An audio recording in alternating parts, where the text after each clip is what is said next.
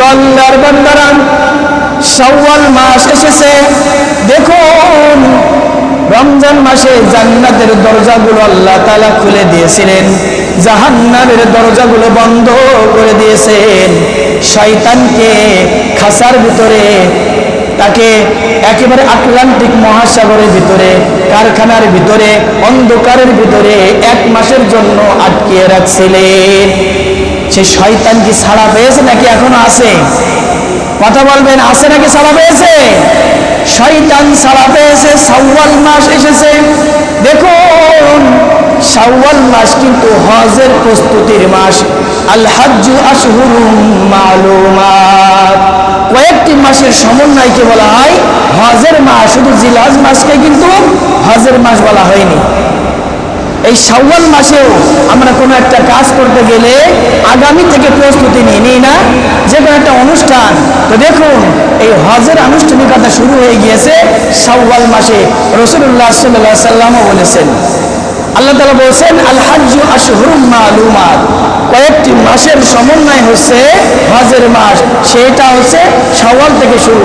শাওয়াল, তারপরের মাস জিলকদ, এবং জিলহজ মাসে কুরবানি আছে, হজ আছে। আল্লাহ তাআলা এই হজের আনুষ্ঠানিকতার মাধ্যমে যারা হজ করতে পারে নাই তাদেরকে যেন হজের জন্য কবুল করে, সেই তৌফিক যেন মহান আল্লাহ তাআলা আমাদের দেন। বলেন আমিন। শাওয়াল মাস এসেছে, এদিকে শয়তানও ছাড়া পেয়ে গিয়েছে। আল্লাহ তাআলা সূরাতুল ইয়াসিনে বলছেন, ইয়া বানি আদম আল্লা তা'বুদিশ শাইতান ইন্নাহু লাকুম আদুউম মুবিন। হে বনি আদম, হে আল্লাহর বান্দারা, খেয়াল করিয়া শুনি। আল্লাহ তাআলা সূরাতুল ইয়াসিনে বলছেন, ইয়া বানি আদম, হে বনি আদম আল্লাহ তা'বুদিশ শাইতান, তোমরা শয়তানের ইবাদত করো না, তোমরা শয়তানের অনুকরণ করো না। ইন্নাহু লাকুম আদুউম মুবিন, নিশ্চয় শয়তান তোমাদের প্রকাশ্যেই দুশমন, প্রকাশ্যেই তোমাদের খারাপ এবং শয়তান। চিল্লায় বলেন নাউজুবিল্লাহ। কি বলছেন? যে শয়তান, তোমরা শয়তানের ইবাদত করো না, অনুসরণ করো না। নিশ্চয় শয়তান তোমাদের গোপনীয় শয়তান না, গোপনীয় দুশমন নয়, প্রকাশ্যে ইন্নাহু লাকুম আদুউম মুবিন, নিশ্চয় শয়তান তোমাদের প্রকাশ্যে শত্রু, প্রকাশ্যে দুশমন। আল্লাহ তাআলা এই শয়তানের সমস্ত কাজকর্ম থেকে আমাদেরকে বিরত রাখার তৌফিক দিন। বলেন আমিন। প্রিয় আল্লাহর বান্দারা, শাওয়াল মাস এসেছে। দেখুন, আমাদের প্রত্যেকটা সময়, প্রত্যেকটা সেকেন্ড, প্রত্যেকটা মিনিট আমাদের জন্য রহমত, বরকত এবং নিয়ামত। আমরা দেখুন, প্রতিটি সকাল আল্লাহ তাআলার পক্ষ থেকে আমাদের জন্য নিয়ামত, প্রতিটি সন্ধ্যা, প্রতিটি রাত আমাদের জন্য আল্লাহর পক্ষ থেকে নিয়ামত। প্রত্যেকটি দিন, প্রত্যেকটা মাস, প্রত্যেকটি বছর, এমনকি প্রত্যেকটি সময় আল্লাহ তাআলার পক্ষ থেকে আমাদের জন্য একটা বড় নিয়ামত। আমরা সকাল পেয়েছি এবং সন্ধ্যা পেয়েছি। এই যে সময়টা পেলাম, এই সময়ের ভিতরে কত মানুষ জন্ম নিল, কত মানুষ সিরিয়াল ভাই চলে গেল, আমি আপনি বেঁচে থাকলাম। এটা একটা নিয়ামত কিনা? প্রতিটা সময় আল্লাহ তাআলা আমার আপনার জন্য নিয়ামত দিয়েছেন। এই জন্য সেই মহান আল্লাহ তাআলার দরবারে মন থেকে শুকরিয়া আদায় করি। সবাই বলি আলহামদুলিল্লাহ। তাহলে রমজান মাস আমরা পেয়েছিলাম, রমজান মাসের পরে শয়তান ছাড়া পেয়েছে, জাহান্নামের দরজাগুলো খুলে দেওয়া হয়েছে। এই শয়তান আমাদের প্রকাশ্যে শত্রু। দেখুন, রমজান মাসে পরে আমাদের কিছু আমল আছে। প্রথম আমল হচ্ছে আসসালাত, প্রথম আমল হচ্ছে নামাজ। রমজানের সময় আমরা ঈশার নামাজ পড়েছি 29 রাকাত। কয় রাকাত? ঈশার নামাজ, তারাবির নামাজগুলো কয় রাকাত পড়েছি? 29 রাকাত। আচ্ছা, আজকে ঈশার নামাজের সব মিলে 29 রাকাত কেউ পড়েছে নাকি? তাহলে রমজান মাসে আমরা একসাথে এক কাতারে বেশি বেশি নামাজ পড়ার সুযোগ হয়েছে। কথা বলেন ঠিক কিনা? বেশি বেশি নামাজ পড়ার সুযোগ হয়েছে। এবং রমজান চলে যাওয়ার পরেও আমরা কি সেই সুযোগটা কি ভুলে যাব নাকি? রমজানের ভিতরে আমরা বেশি বেশি নফল নামাজ পড়েছি, রমজানের পরেও কি সেই চার্জ, রমজান চলে গেল আমাদের ইমানের চার্জ কি শেষ হয়ে গেল এমন আছে নাকি? রমজান মাসটা আছে চার্জ দেওয়া মাস, ইমানের চার্জ দেওয়া মাস। রমজান মাস চলে যাওয়ার পরেও আমরা এই নামাজটাকে, পাঁচ ওয়াক্ত নামাজ, যেমনি ভাবে রমজানের ভিতরে ফজরের নামাজে জামাতে অনেক মুসল্লি হয়েছে, ইশার জামাতে অনেক মুসল্লি হয়েছে, রমজানের পরেও আমরা যদি এটা ধরে রাখতে পারি 11টা মাস, আল্লাহ তাআলা ওই মহল্লার উপর, ওই গ্রামের উপর, ওই দেহের উপর আসমান জমিন থেকে রহমত বরকত দিবেন। বলেন সুবহানাল্লাহ। আল্লাহ তাআলা বলছেন, হাফিজু আলাস সালাওয়াতি ওয়াস সালাতিল উসতা ওয়া কুমু লিল্লাহি কানিতিন। তোমরা কি করো? এই নামাজকে তোমরা হেফাজত করো, নামাজকে তোমরা দায়িত্ব স্বরূপ নামাজের প্রতি তোমরা যত্নবান হও। নামাজের প্রতি কি? নামাজের আবার যত্ন কি? নামাজের ভিতরে কি নিয়ম কানুন আছে না? এই নিয়ম কানুন গুলো সল্লু কামা রাআইতুমুনি কামা ইউসাল্লি, যেমনি ভাবে রাসূল নামাজ পড়েছে, যেমন ভাবে রুকু তো রুকু, সেজদা তো সেজদা, কিরাত, বৈঠক, তাশাহুদ, দাঁড়ানো, তাকবীর, তাহলিল, যা কিছু করেছে রাসূলের মতো, এইগুলোই হচ্ছে নামাজের প্রতি যত্নবান। কথা বলে ঠিক কিনা?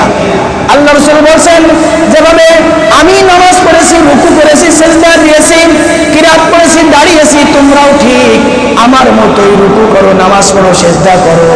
তাহলেই এই নামাজ তোমাকে কি করবে? কাল কিয়ামতের মাঠে তোমাকে জান্নাতে নিয়ে যাওয়ার জন্য সিঁড়ি হবে। বলেন সুবহানাল্লাহ। আসসালাতু মিফতাহুল জান্নাহ, নামাজ বেহেশতের চাবি। আল্লাহ রাসূল বলেন, আসসালাতু মিরাজুল মুমিনিন, নামাজের মাধ্যমে কার সাক্ষাৎ হয়? আল্লাহর সাক্ষাৎ হয়। সুতরাং আমরা রমজানে যেভাবে নামাজ পড়েছি, রমজানের পরে শাওয়াল এসেছি, আপনাদের হাতে ধরে বলি, এই দুনিয়া থাকার জায়গা না।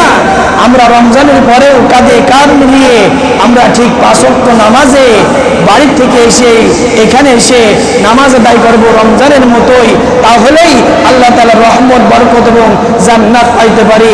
আল্লাহ তাআলা কবুল করুন। বলেন আমিন। রমজানের পরে আসছে আরেকটা, সেটা হচ্ছে কোরআন পড়ার আমল।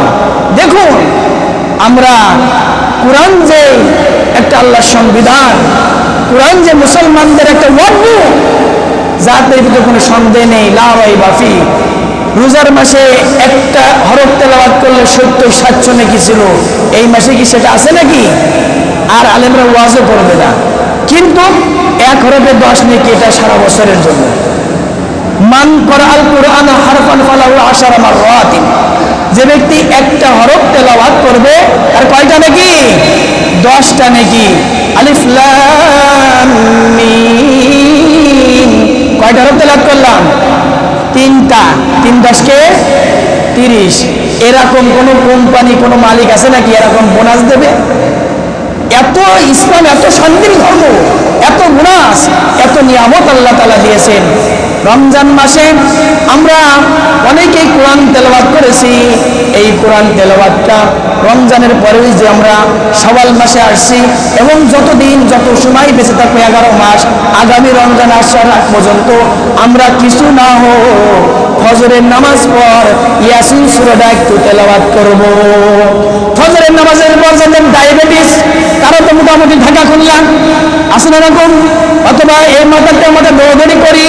আর দেখুন, যাদের এই আমলটা আমরা যদি একটু তাদের হাতে ধরে বলি, যুবকেরা যারা কলেজ লেভেলে আছে, হাই স্কুল লেভেলে আছে, অনেকেই আছে সকালবেলায় বই কাঁধে নিয়ে চলে যায় প্রাইভেটে। আহারে, যারা চাষি আছে নাঙ্গল জোয়াল নিয়ে চলে যাই মাঠে, যারা চাকরিজীবী আছে মোটামুটি উঠে সমস্ত কাজ আমরা করি, আপনাদের হাতে ধরে বলি ফজরের নামাজ পেলাম, একটা সুন্দর সকাল পেলাম, এটাও আল্লাহর নিয়ামত। ফজরের নামাজের পরে আমরা কোরআন তেলাওয়াত করব, আমাদের মা বোন ছেলে মেয়ে সকলকেই রমজানের মতো কোরআন তেলাওয়াতের ব্যবস্থা করব, বলেন আমিন। আল্লাহ তাআলা বলেন ইন্নাহু লাকুরআনুন কারীম ফি কিতাবিন মাকনুন। সূরাতুল ওয়াকিয়া 27 পারে আল্লাহ তাআলা বলেন এই সেই কোরআন, যেই কোরআনুল কারীমের ভিতরে আল্লাহ তাআলা এত মাধুর্য দিয়েছেন, যেই কোরআনুল কারীম কাল কিয়ামতের মাঠে তার পাঠকদের জন্য সুপারিশ করে করে জান্নাতে নেবেন, বলেন সুবহানাল্লাহ।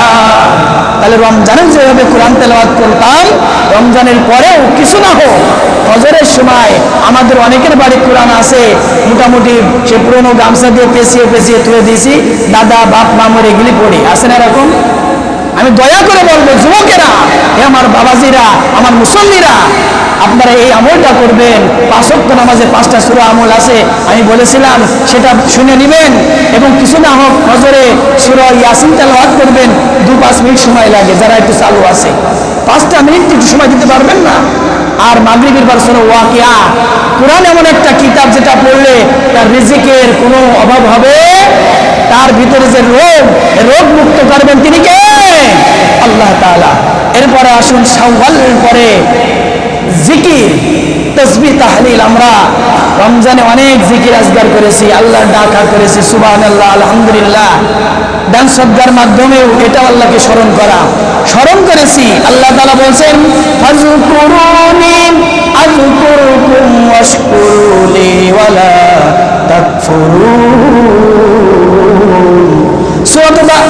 সূরাতুল বাকারা 2 নম্বর পারা 2 নম্বর সূরা আল্লাহ তাআলা বলেন যারা আমাকে স্মরণ করে আমি আল্লাহ তাদেরকেও স্মরণ করি, তোমরা আমার নাশুকরিয়া আদায় করো না, তোমরা আমার সাথে কুফরি করো না। কারণ আল্লাহ তাআলা বলেন স্মরণ করার কথা যারা মনে মনে স্মরণ করে।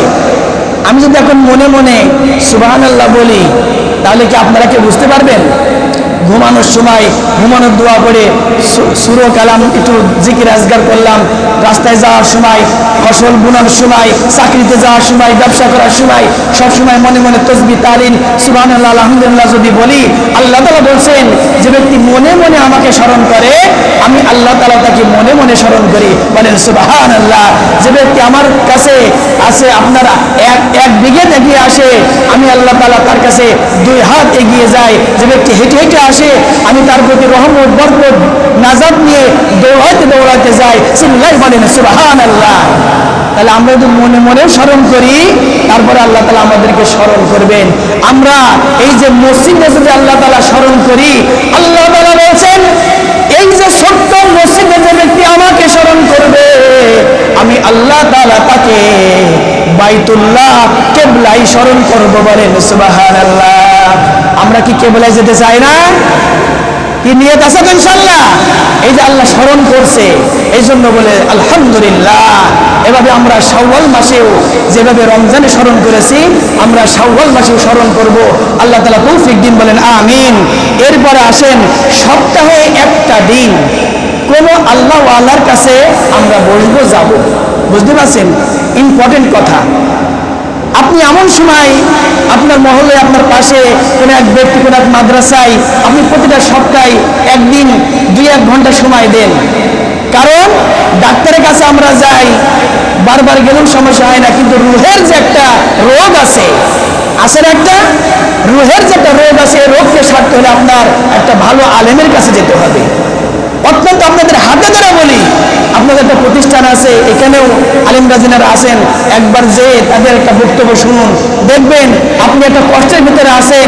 ওই মাহফিলে যাওয়ার পরে প্রতিনিয়ত ওই 1 সপ্তাহ কষ্ট আপনার ভিতরে বিরাজ করছে, ওই মাহফিলে যাওয়ার পরে দেখা গেল আল্লাহ তাআলা ওই বক্তার মাধ্যমে আপনার মনের কষ্টটা বলে দিচ্ছে। কি হয় না এরকম? এই জন্য প্রতি সপ্তাহে একটা দিন কিছু সময় আলেমের সান্নিধ্যে কোনো মাদ্রাসার উস্তাদের কাছে যেয়ে একটু বসবেন, আলোচনা শুনবেন। আল্লাহ তাআলা এর ভিতরেও আমার আপনার ফায়সালা দিবেন। দেখুন আল্লাহ তাআলা বলেছেন ইয়া আইয়ুহাল্লাযীনা আমানু আমানুত্তাকুল্লাহ ওয়া কুনু মা'আস সাদিকিন। হে ঈমানদারগণ, তোমরা আল্লাহ তাআলাকে ভয় করো এবং সত্যবাদীদের সাথী হও, ভালো মানুষের সাথী হও। এই জন্য আসুন আমরা আমাদের আমলকে ধরে রাখবো। আল্লাহ তাআলা আলো বলছেন ইয়া আইয়ুহাল্লাযীনা আমানু আতিউল্লাহ ওয়া আতিউর রাসূলা ওয়া লা তুবতিলু আমালাকুম। হে ঈমানদারগণ, তোমরা আল্লাহর অনুগত করো, রাসূলের অনুসরণ করো এবং তোমাদের আমলটা নষ্ট করো না। আমল নষ্ট হয় কিসে? কুফরি করলে, শিরক করলে, আল্লাহ তাআলা বেহুকুম কাজ করলে। আল্লাহ তাআলা মাহে রমজানের পরে যেই মাহে রমজানে যে ইবাদতগুলো করেছি এবং আজকে যা কিছু শুনলাম, এই আমলগুলো আমাদেরকে আগামী 11টা মাস যদি আল্লাহ তাআলা বাঁচিয়ে রাখেন, আমাদের করার তৌফিক দিন। আমিন। ওয়া আখির দাওয়ানা আলহামদুলিল্লাহি রাব্বিল আলামিন।